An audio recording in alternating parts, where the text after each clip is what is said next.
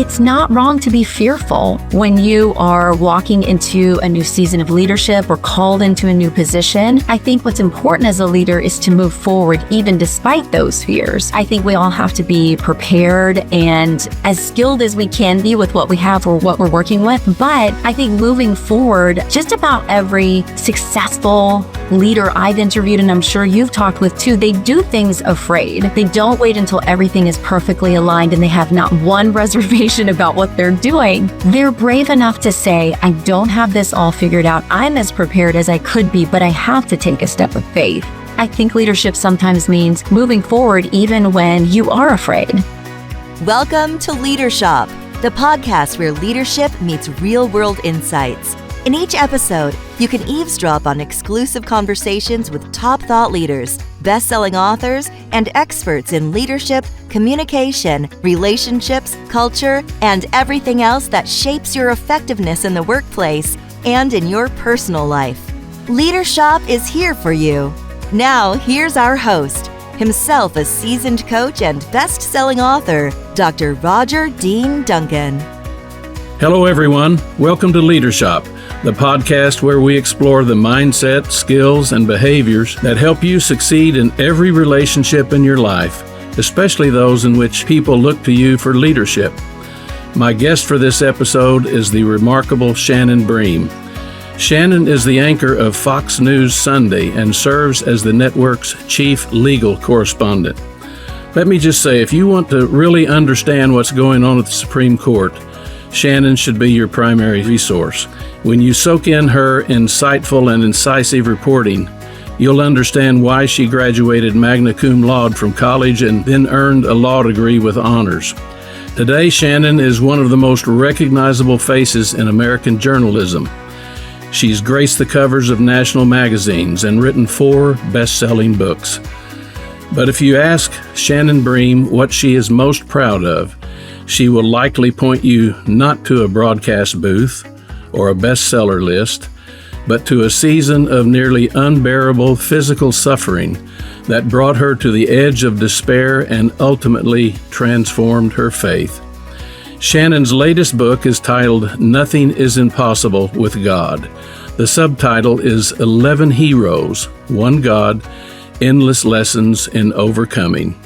It's part biblical deep dive, part personal testimony, and part leadership masterclass. In it, Shannon examines 11 heroes of Scripture, from Gideon's imposter syndrome to Elijah's dangerous spiral into depression, and draws out the timeless practical lessons these ancient lives hold for modern leaders who are navigating doubt, opposition, difficult people, and seasons when God may feel very far away. This is a thoughtful message that applies to people of every faith or no faith.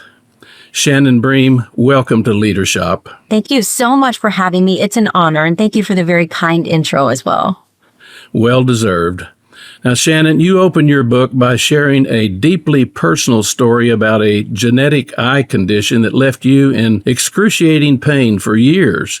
At what point during that suffering did you decide you needed to write about overcoming? I'll be honest. When I was walking through it, there was no thought that I would be writing about overcoming at some point. I was in survival mode. And as you talked about, it really grew my faith because I got to the point where that was all I had left. I'd been from doctor to doctor.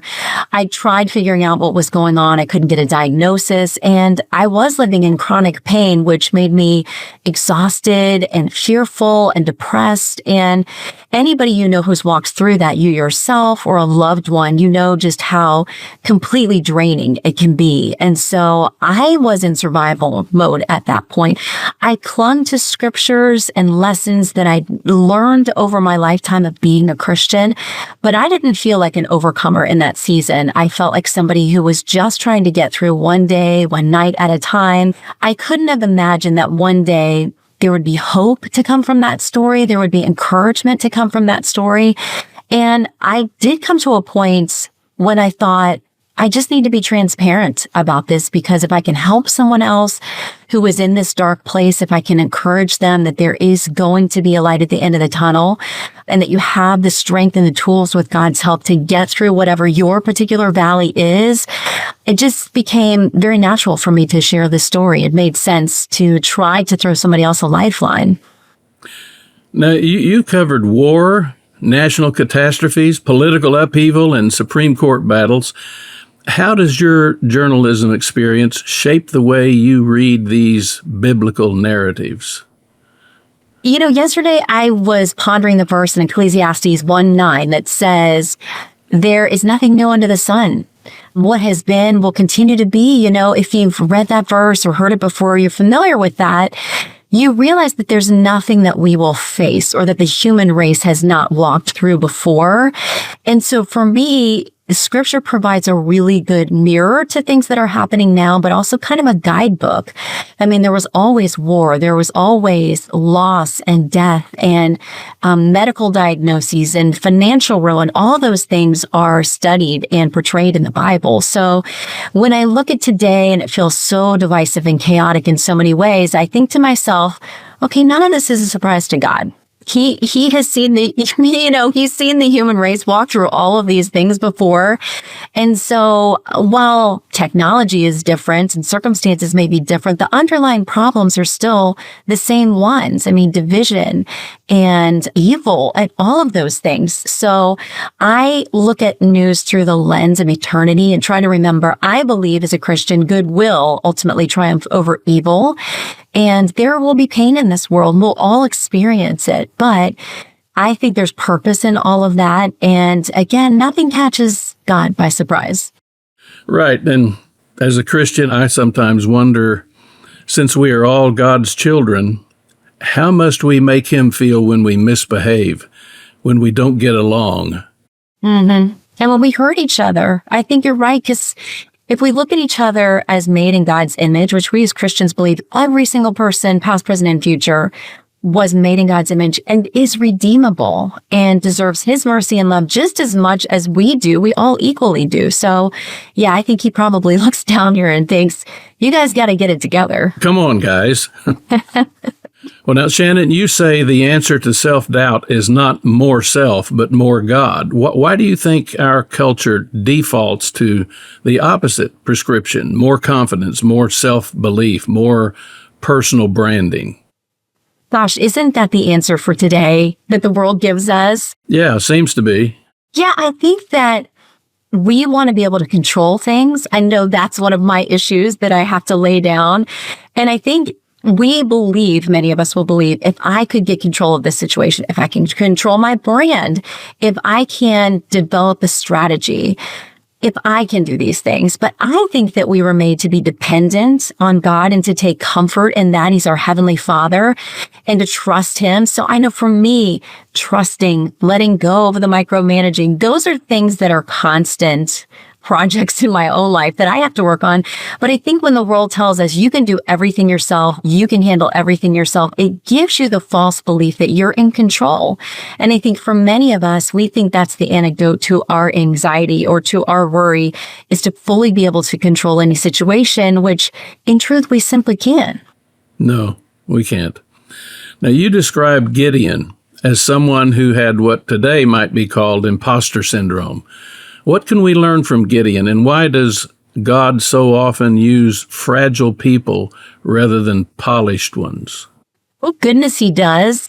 Right? Then He can use flawed people and people who do not have it all together. We see that over and over again in the Bible. And certainly with Gideon, he's always been one of my favorite stories, because when God comes to him, Gideon and Israel are in trouble. They're being oppressed. They are off track, as they often are, as we often are. And Gideon is doing this job. We're told he is threshing wheat. Now, normally that's something they would have done outside, because the wind would have helped you separate the wheat from the chaff. That's just traditionally how you would have done it. But when we meet Gideon, it's such a dangerous thing for him to even be outside doing this job. He's laboring inside a wine press, which would have been damp and dark, probably completely anathema to trying to do a good job and an easy job with separating the wheat from the chaff. So they're in a dark place, and God comes to him and says, Gideon, I've got something for you to do. We're going to throw off the oppression of the Midianites. And he calls him a mighty warrior. And I always chuckle a little bit that Gideon's response is, Lord, pardon me? What was that? Exactly. What did I hear there? And he goes on to say, listen, I'm the least in my family. My family's the least in my clan. Our clan is the least in Israel. I mean, he's got every reason why he's not the guy for the job. And yet God already addressed him in the way that he knew he would wind up ultimately as this mighty warrior. And so Gideon has a lot of fear, and it's justified. I mean, based on the situation that they're in. But what I love about his story is that he takes one step at a time. God meets him right where he is.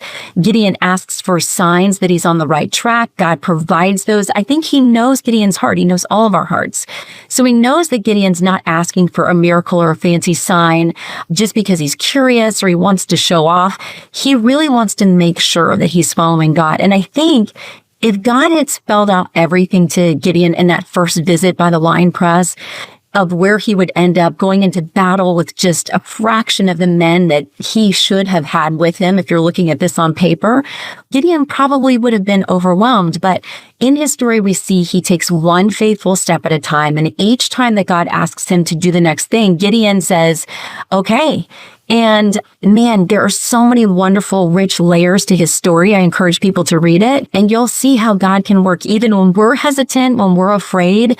I think the lesson is if we follow the Lord one step at a time, he's going to lead us to places far beyond what we could have ever imagined. It's helpful to remember that because we are created in the image of God, we have divine potential. We can do anything. Every single one of us. That's true. With God, like your title says.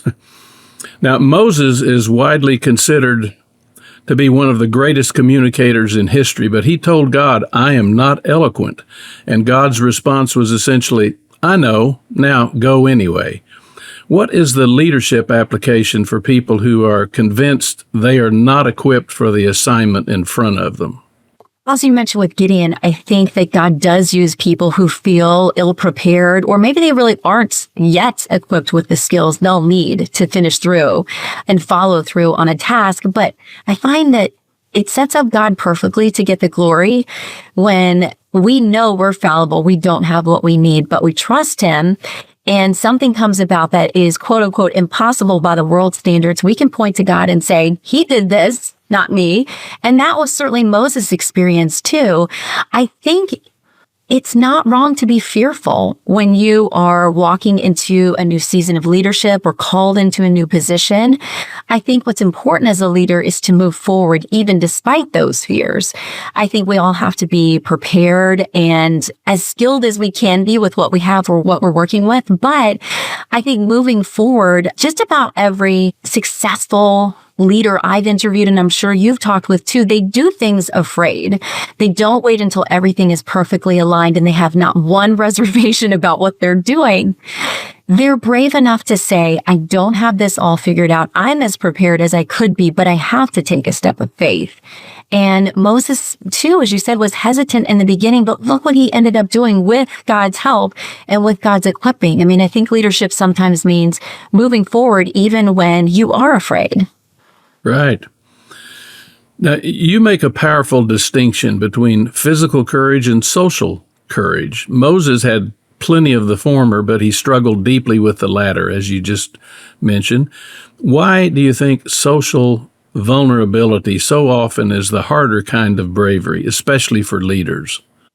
I think we're putting ourselves out there. We're going to try to rally the troops or deliver a message or lead a project. And we're worried it will fall flat and people won't be inspired or won't catch the vision and won't come along with us. I think anytime you're speaking or leading, there's a fear of rejection. I mean, that's part of what you are doing in sticking your neck out. And in digging into Moses' story most recently, I always think about the fear that he had going to Pharaoh. Of course, Pharaoh could have had him killed on the spot.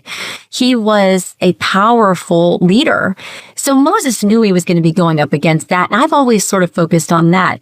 But this time around, when I was digging in, I realized that he really had fear about going to the people of Israel, to the leaders of Israel and saying, okay, this is what we're going to do. Follow me. And I think he feared rejection. He even argued with the Lord saying, hey, listen, how are these people going to believe that what I'm doing is what you told me to do or that you sent me? He seemed afraid of rallying his own troops almost as much as he was in going to Pharaoh. So I think leadership requires vulnerability. And when you stick your neck out, when you put yourself out there as the one to lead the charge, there's always probably a little bit of apprehension that not everybody is going to buy in and follow you. And I think that's very much what Moses dealt with, in addition to the very real fear of Pharaoh. Well, in the business world, the leaders I've worked with over the years who are, at least in my view, the very most effective in many ways, have allowed themselves to be vulnerable. Now, this was back in the time when we didn't use the word vulnerability as much as we do today, but that's exactly what they were. They were willing to allow their people to see that they weren't perfect. They didn't have all the answers. They were willing to be challenged. They were willing to listen. It made all the difference.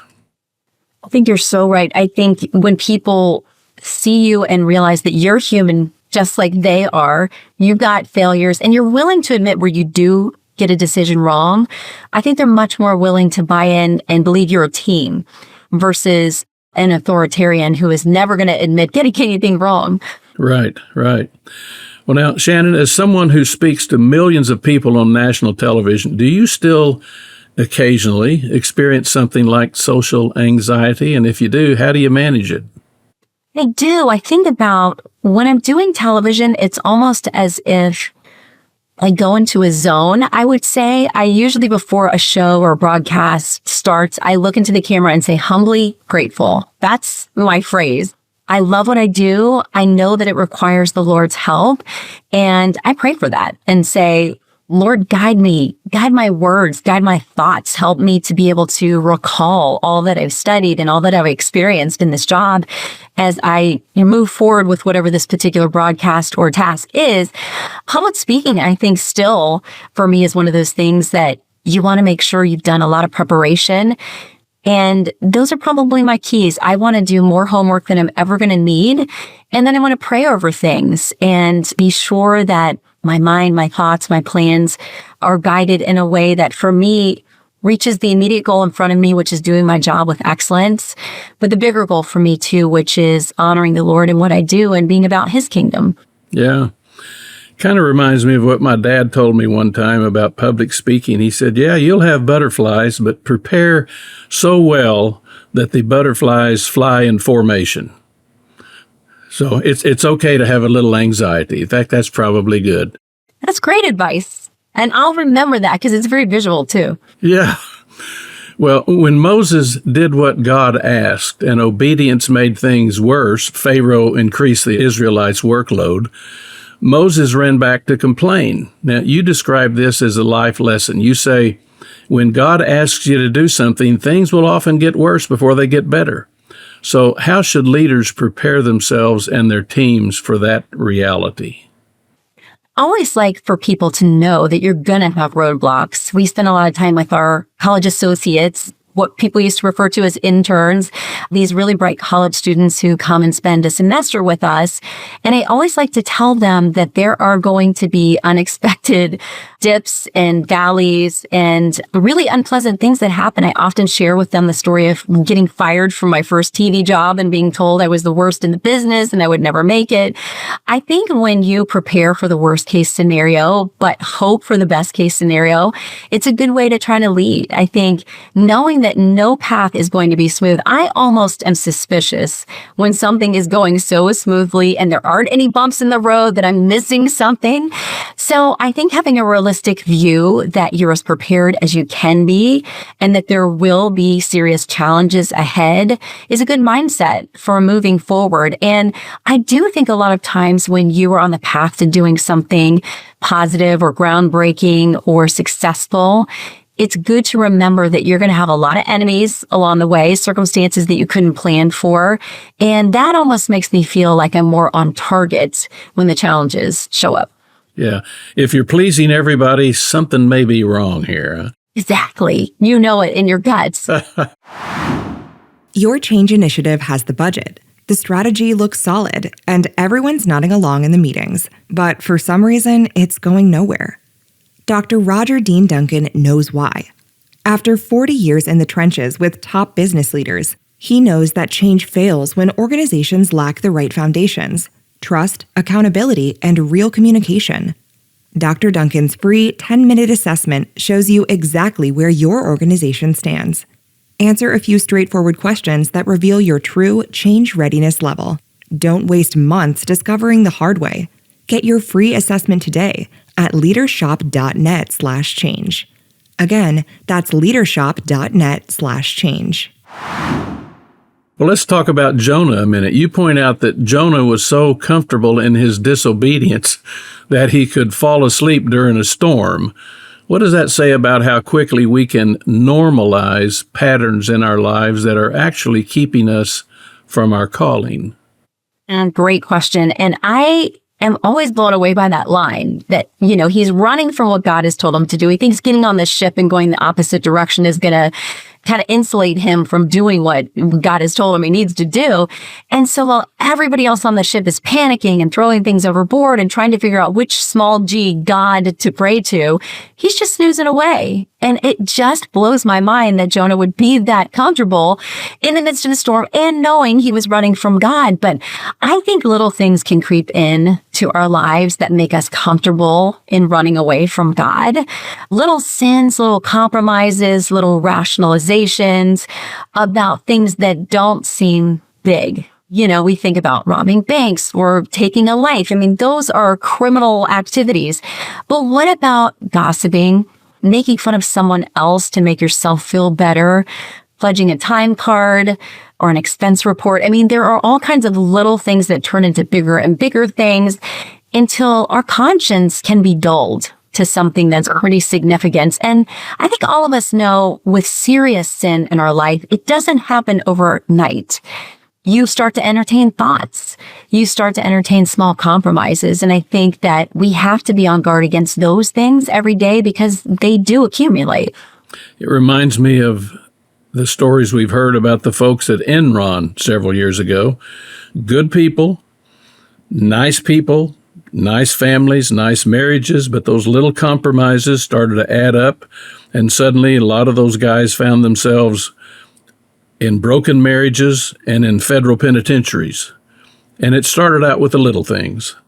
Mm-hmm. Yeah, you wouldn't have woken up one day and thought, I'm going to violate all these SEC regulations and commit all of these financial crimes.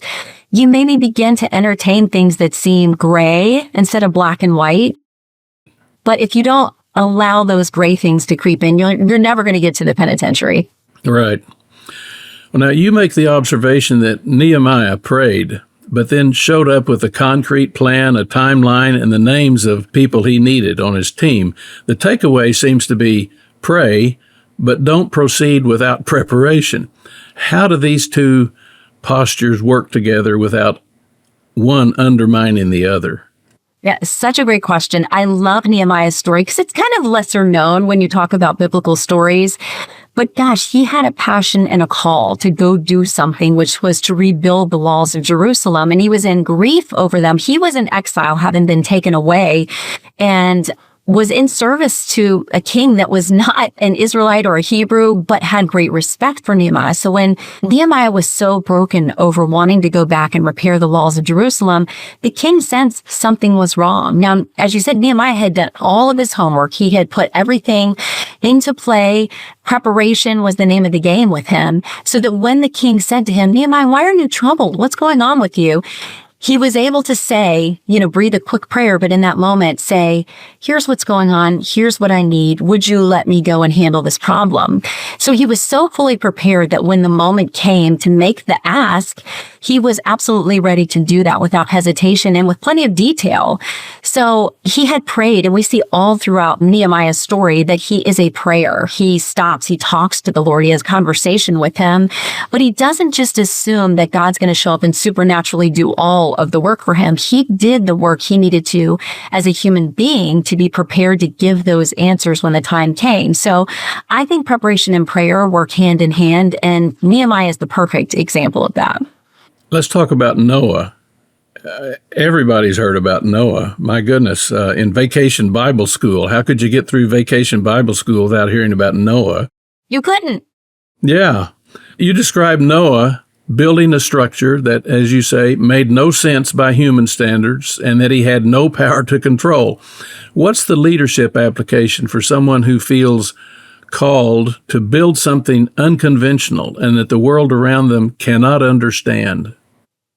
I love that question because we need those people. We need the ones who think outside of the box, who are willing to take a challenge head on, who are willing to dream big and in ways that no human has dreamed before them, so that new frontiers are tackled and conquered. And that was definitely Noah. Now, he had a divine mission. So for him, there was no question. He knew that he was on the right path, even if I imagine people walking by this enormous boat that he was building may have mocked or sneered or questioned his sanity.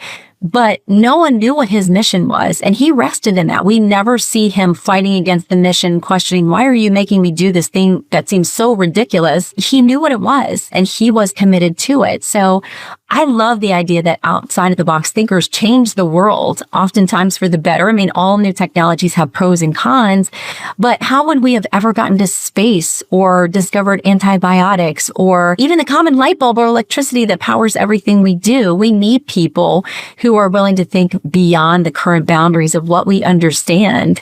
And if you have that vision and you're committed to it, you will have a lot of naysayers, but we need the Noahs of the world. And hopefully people will see some principles and things that they can gain from his story of just moving forward in the face of complete adversity or people who just don't understand you. And we need to cheer them on. We do. Well, Noah's story involves complete isolation from every structure, institution, and community he'd ever known. What does his faithfulness in that context say about the capacity to lead without external validation? Mm-hmm. And I think leaders who are going to do something unconventional have to have that intestinal fortitude and the really deep-seated belief that what they're doing is noble. You're right. Noah had none of the traditional support. In fact, he probably had a lot of detractors and people who didn't share his vision and were actively mocking what he was trying to do. So I do think as a leader, you have to be willing to step out and put your own money where your mouth is and take the steps to show that you're willing to walk into the unknown. And when you have that confidence about your mission and about what you're trying to accomplish, you're going to be willing to fail and you're going to be willing to take the mocking. And I think people gravitate to that. I think people will have a magnetic pull to a leader that they believe is moving forward with full confidence toward the path that they've mapped out for themselves. Well, in recent decades, we've had a number of examples of that, and yet we still sometimes have a tendency to give somebody a hard time if they seem to be out there thinking way, way outside the box. We should have learned our lesson, I would think. We should. And, I remember, I'm not going to be a good prognosticator for people who are doing things that are outside of the box, because I remember when I was in law school and the internet started to be a thing, and you would see an email that would end with an address like www.ford.com. You can go type in this thing and find it and you'll have all this information. And I thought, that is so ridiculous. I don't get this. No one is going to do that. And now our whole life runs off of the internet, the World Wide Web, as it were. So yeah, there are going to be a lot of people. The majority of people will not get you when you're doing something new and different. You're always going to be in the minority. Yeah, and that's okay. It is. Well, Joshua spent decades as the assistant to Moses before he was given the lead assignment. What do you think he was building during those years of secondary roles that made him ready for the primary one? Yeah, I think a faithful secondary person can make all the difference for a leader, and then will make a difference for them as an eventual leader, because they're seeing how you respond when things don't go according to plan. They're seeing your faithfulness, your integrity, your strength in the face of opposition. So I'm sure that Joshua was seeing Moses model those things over and over again. There were many times that the people of Israel tried to rise up against Moses. Multiple times where they said, we don't believe you. Why don't we go back to Egypt, which we know was a terrible life for them, being held in slavery, but they were so frightened about the uncertainty of where Moses was taking them, or feeling frustrated that things weren't moving more quickly. So I'm sure Joshua saw Moses again and again. We know that Moses prayed, Lord, help me with these people. He prayed for God's mercy on them when they were rebellious. So Joshua is seeing a leader who cares about his people and is going to God on their behalf and is standing strong and always believing that God is going to lead him where he said he was going to lead him. So I think Joshua saw a lot of strength in Moses and faithfulness and dedication when things got really hard. Well, I don't think we had, at least I'm not aware of any explicit record of the mentoring that Moses did with Joshua, but I'm sure he did. He helped prepare him, which in my view is one of the important roles of a leader. It's not to develop more followers, it's to develop more leaders. And I suspect Moses did that. I think you're exactly right. And that's such a good way to put it, that they don't need more followers. You have to have some people that follow and help with the mission, but a good leader, you're right, is going to be grooming and helping other people so that when their opportunity comes, they will be equipped as leaders too. Yeah. Well, God's instruction to Joshua, be strong and courageous, is repeated 3 times in quick succession at the start of his leadership. Why do you think repetition was necessary? What is it about courage that requires constant recommissioning? I do think we have to tap into it over and over again. It's not like the first time that we're courageous about something. We've now checked that box. We are now full-time courageous. I think we'll face different challenges that will require new bouts of courage from us. I've got a wonderful Christian therapist, and I highly recommend if you need one and have access to one in your life, it can be a very helpful thing to have an objective, wise, godly voice in your life. And when I first went to her years ago, I was dealing with a lot of anxiety. And I remember saying to her, if I was spiritually mature, I wouldn't be anxious. And I feel like this is a sin. And she said, no, you're not going to get to a point in your life where you've completely overcome anxiety and it never shows up again. You're always going to be a work in progress. You can get better. You can develop your tools. And you're never going to have a moment where you completely arrive and say, I've conquered anxiety. It will never show up in my life again. I think it's the same thing with courage. I think you're not going to have one courageous moment and then never buckle in the knees or be faint of heart again. I do think we have to renew our courage and go back to that well over and over again. And I think God knows us as humans, and he knew Joshua was going to face some really big challenges and wanted to make sure that lesson got into his brain. You got to be courageous. You can rely on me. And you're right. He says it in such quick succession so many times. You're thinking, did Joshua not hear him? Does he worry that Joshua didn't hear him? But sometimes the most important principles and lessons are ones that we need to hear over and over again. Well, if we listen carefully, I think we can hear God say, you did it before, you can do it again. Now, as a Supreme Court reporter and as anchor of a popular news show, you spend your days immersed in the hardest, most divisive stories of our time.